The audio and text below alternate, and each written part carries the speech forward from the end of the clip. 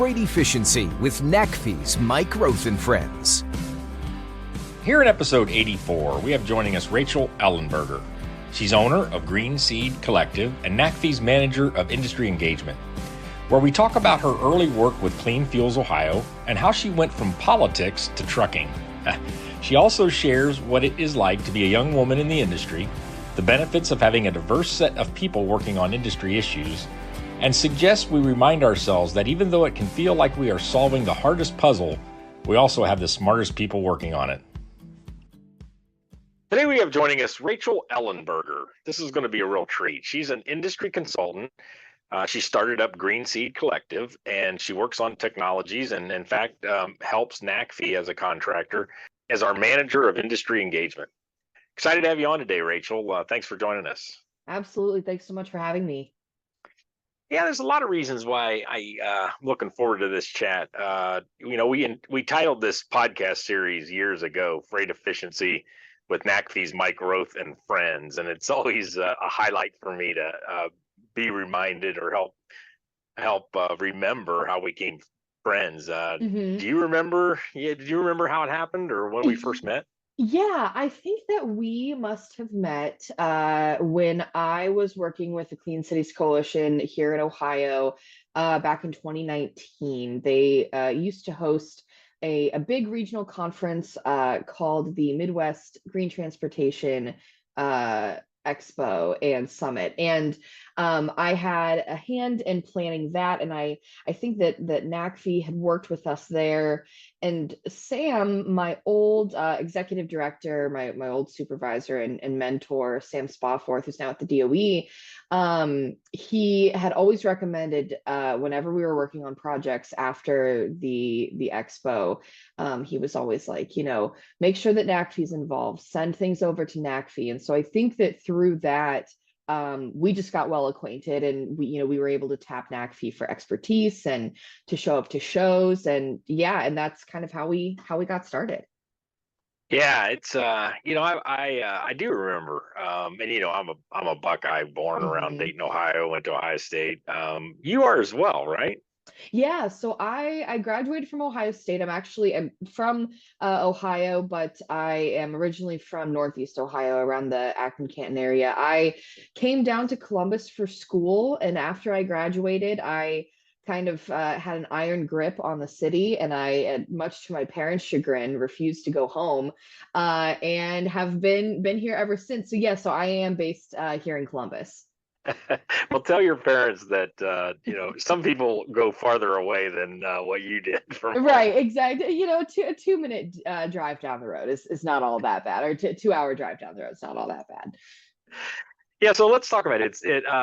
Well, let's talk about the Clean Cities program a bit, because I've always been intrigued by it. It's a real boots on the ground piece, but well, start with Clean Fuels Ohio. Is that the name? And tell us about your time there and what they do in Ohio.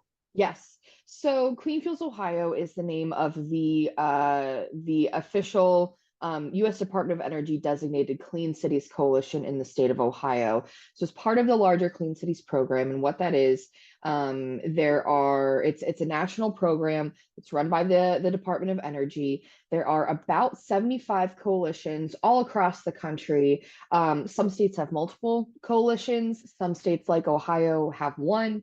And only a few states don't have any, but it's a really good group of experts, advocates, people who are actually in the communities. Like you said, this is boots on the ground is a perfect way to describe it, because they provide a really good line of direct communication to fleets. And so a lot of Clean Cities, they work on assisting with funding. They're fuel and technology inclusive, so they work on the wide suite of options for fleet efficiency. They help identify and understand funding. They do coalition building. Some of them participate in state and local policy in the area. And they just do a really good job of connecting the dots between the fleets, the folks who are actually implementing the regulations and the funding that are put out by the policymakers. And then they can also speak the language of the policymakers. So they, like I said, they provide that line of direct communication in a really pointed, really effective manner.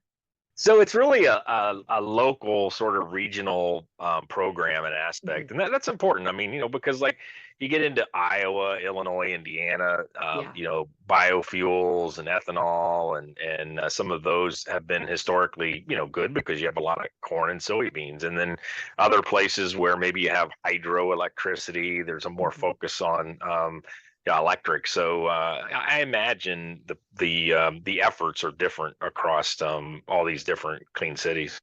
They are, absolutely. And I think that's why it's so important that there are regional presence. It's these are folks who understand regional and local presence, I should say. These are folks who understand the needs of the community. They understand, they have their finger on the pulse of the opinions, the politics, the relationships, the history. And I think that that makes the rollout and deployment of alternative fuel solutions for vehicles so much more impactful than having really a prescriptive approach. Taking what one might understand as an appropriate measure for a community that they might not necessarily have firsthand experience in. This is a really good solution to that kind of one size fits all Right. pipe dream. Right, and you mentioned history. I mean, just last year or just this year, Clean Cities celebrated its 30-year anniversary. I mean, that's Mhm. most of your lifetime, right? Yes, right. So that's a long time.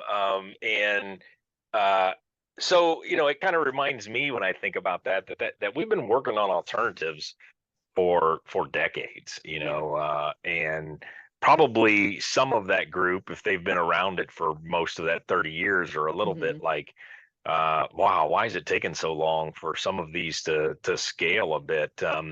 And I don't know now, NACFE, we've studied the messy middle. We think a lot of these alternatives are going to happen now and start to really replace diesel in a lot of areas. What's the sentiment you've been involved in with other clean cities groups around the Mhm. country. What's the sentiment out there for kind of what I just said?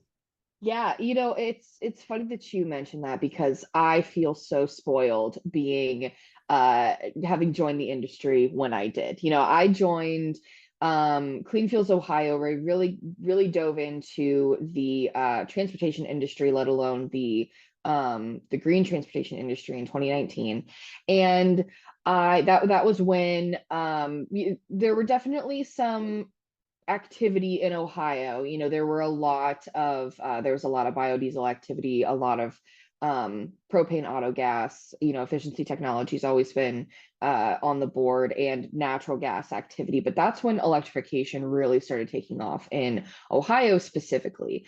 And I just feel so spoiled that I was able to come into this industry and say, wow, look at everything that's happening, and being working alongside folks who have been in this industry for as long as they have been, who I can only imagine feel so much relief that it truly is like pushing a boulder up a hill, and now we're kind of seeing that crest. And so yeah, I mean, 30 years. It was great. I was at the celebration. They hosted a celebration at the Energy Independence Summit in February earlier this year in DC, which was great. And it was really great to see, just feel the energy of the accomplishment of having so many folks who have been in this industry, who have kind of fought that good fight for as long as they have. And it provides a lot of really inspiration, I think, for folks like me who, I've been in this industry for almost 5 years now. And it's great to see what they were able to accomplish, keeping their nose to the grindstone and working together to get this stuff done. That's a really interesting perspective of you talking about entering this industry. I mean, I've been at it a long time, Hmm. and you can, as change occurs, and we've had a lot of change in trucking. To get to, near zero NOx and particulate matter has been a labor of love for the industry. I'm not sure everybody would agree completely with exactly how I coined that.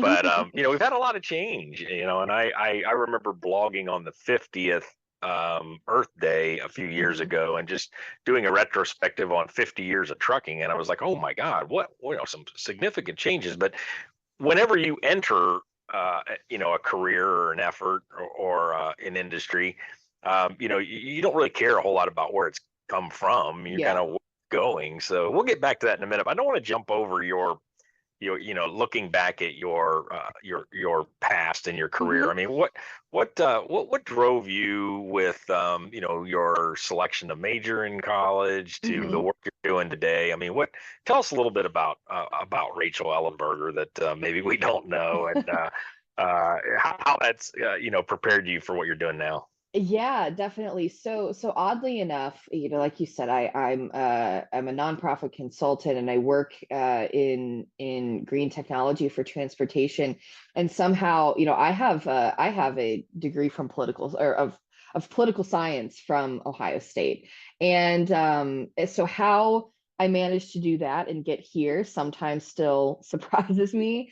But I came into school. When I started school, I was undecided and I was really into international affairs, kind of getting out of the bubble that I had grown up in, coming to Columbus to kind of get to experience a little bit of a bigger city.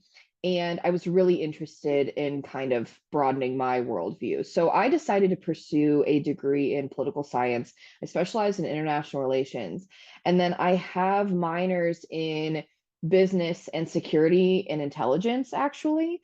Um, and so I worked in politics for gosh, maybe a year or two out of school. And I have a love for working in that space. I think that it's an art and a science, the relationships that are driven that really get things done at in my experience, local and state level, because that's where I'd worked. But I felt like I was missing something. I really felt like I was missing the drawback to nonprofits. I had volunteered and worked with nonprofits all through high school and into college, and I really felt like I was drawn back to the nonprofit industry. So after I decided to make that career shift, I was sending out applications and trying to see where I could get my foot in the door. Clean Fuels Ohio scooped me up. I think that the entire hire process was within 2 weeks, and it was great. I was like, "Oh, what is this? This is an environmental organization, but it also works on transportation. This is a section of an industry that I guess I hadn't really considered, right?" And so I remember when I was preparing for my interview with Andrew Conley, who now works over at HNTB, I was furiously Googling what a fleet was. And I was trying to figure out what are the buzzwords? What do I need to say? How can I present myself to make up for my lack of expertise? And the team that I worked with at Clean Fields, Ohio was so just understanding, because I don't think really anybody on that team originally came from a background in transportation specifically, but we just managed to put together this fabulous team who supported each other in growing their expertise and growing their knowledge. And I really, from there and getting involved in the Clean Cities coalitions, getting involved with them in kind of a national way, it really increased my love for the industry, because it gives me the opportunity to learn something new all the time. I get to work with fabulous industry experts who know so much more than I could ever hope to, and they're just great reservoirs of knowledge for me.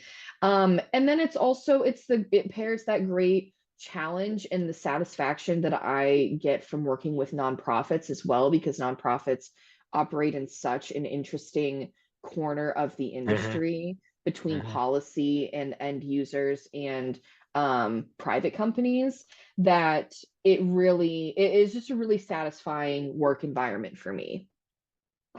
Yeah, it's a really interesting. Your story about wanting to and not knowing a lot about trucking and freight is not uncommon at all. I mean, Yeah. 70% of our goods, maybe like are moved by truck, and really everything kind of gets moved. It seems like by everything I'm finding in my house and stores and everything seems to be moved by trucks. But yeah, we don't really see it and understand it a whole lot. Mhm. Yeah, so tell us about your time at NACFE. What are you doing here? The Run on Less Electric Depot boot camp was sort of your baby this year. I mean, Yeah. um, a few minutes on how that's going for you and how that fits in Yeah. what you want to accomplish. Absolutely. No, and I've said this privately and also happy to reiterate on the podcast. Yeah, I really enjoy my work with NACFE. I think it was great to be tangentially kind of aware and involved in what y'all were up to before I left Clean Fuels, Ohio. And now that I'm able to be a part of the team, to get to know everybody, NACFE has such an interesting cross section of folks throughout the industry who they themselves are such a wealth of knowledge that it truly is so much fun getting to work with folks and just listening to their takes on things, and they're getting to learn from their experiences in the industry. It's been great.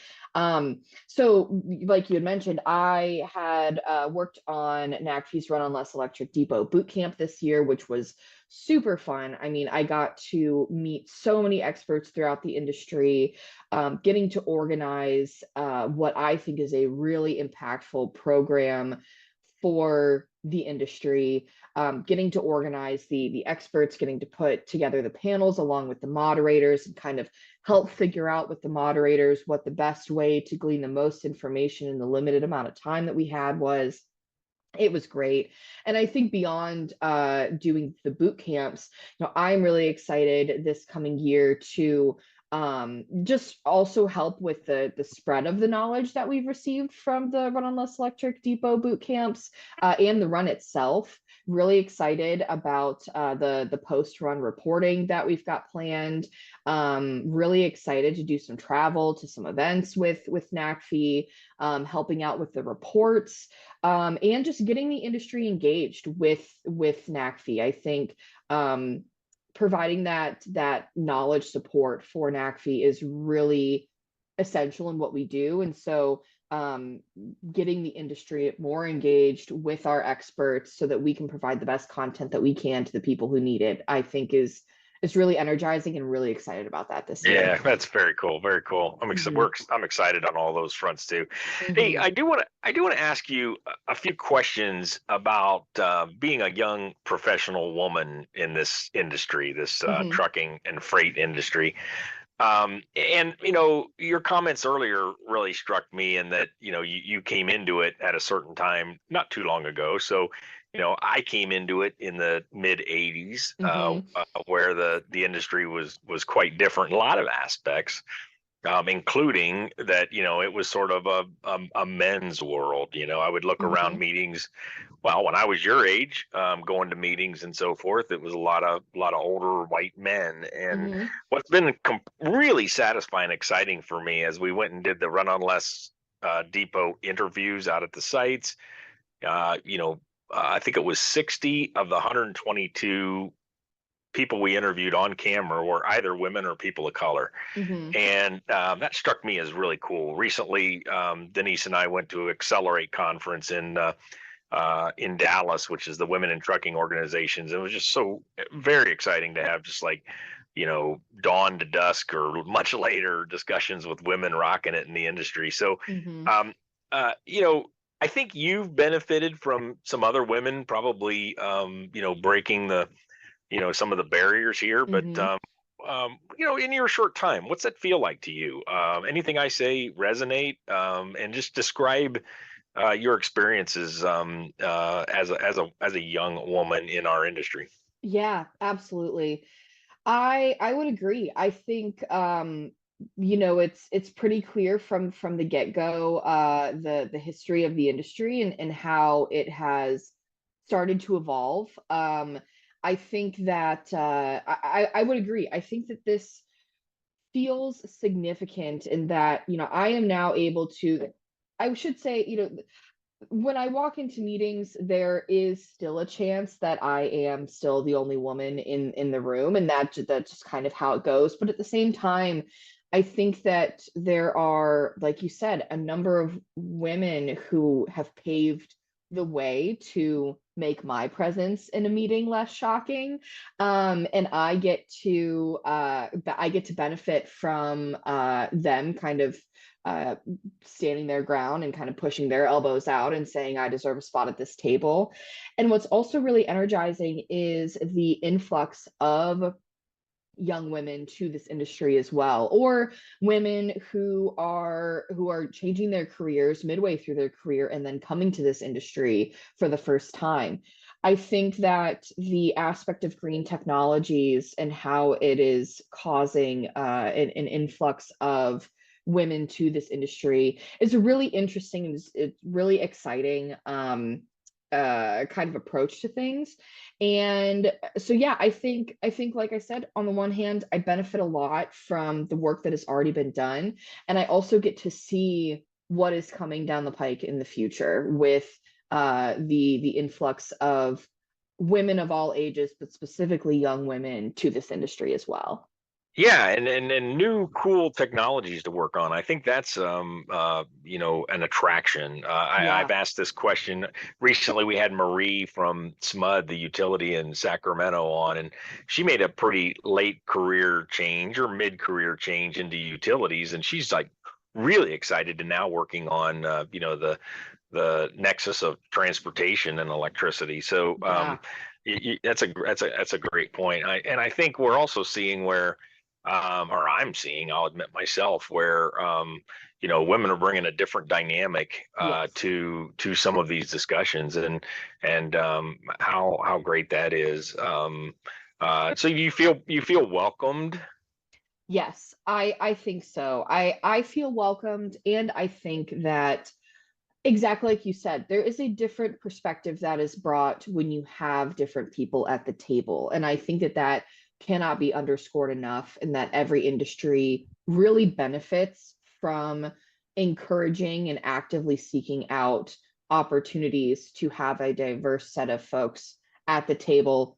Because, even if everybody has the same, let's say, education, the same experience level, the lived experience is going to bring a different perspective. And so they're making sure that there are a diverse set of voices at the table, whether it's in brainstorming or decision making or testing or whatever the case may be, can truly never be a bad thing.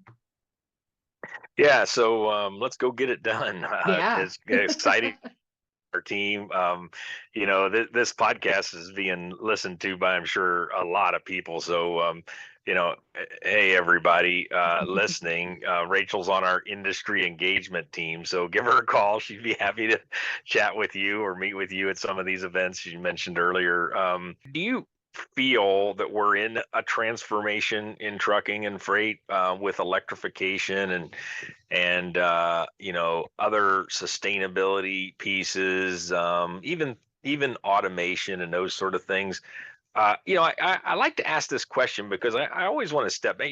The times we're in always Mhm. seem tough and challenging and hard, but sometimes it's slight changes, but it just feels big. Mhm.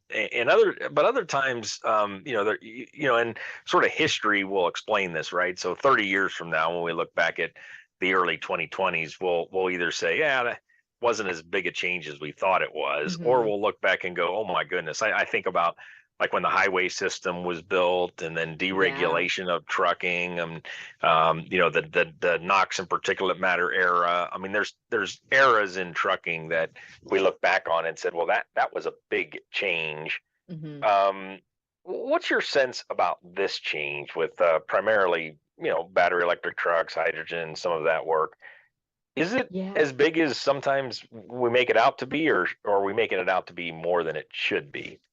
I'll tell you what, I think it is as big as we make it out to be, if not a little bit bigger. And I think that what's unique about our situation is just how common sustainability is, because it's at the top. I should say how common the thought of sustainability is among everybody right now, right? The thought about emissions reductions, the thought about efficiency, the excitement about new technologies. We have a really interesting area in the industry right now where we're at the intersection of sustainability, really cool technologies, and you have people who are outside of the industry who, because of all those factors, are now engaged with trucking and with freight, right? Who are just excited about cool technologies then get to see how that applies to goods movement.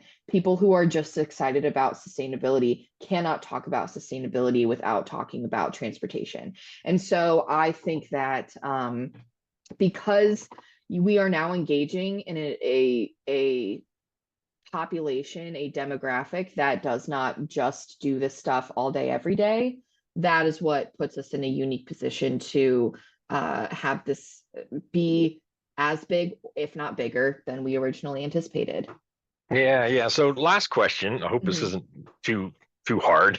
Yeah. Well, so what's your like single piece of advice for all of us as we go through this, or maybe asking it a little differently, when you're personally feeling overwhelmed and you wake up in the morning and look at the mirror and say, Rachel, what do you say to yourself to, what's the, like the single advice to yourself to make this happen, particularly on days where this transformation looks really big and hard?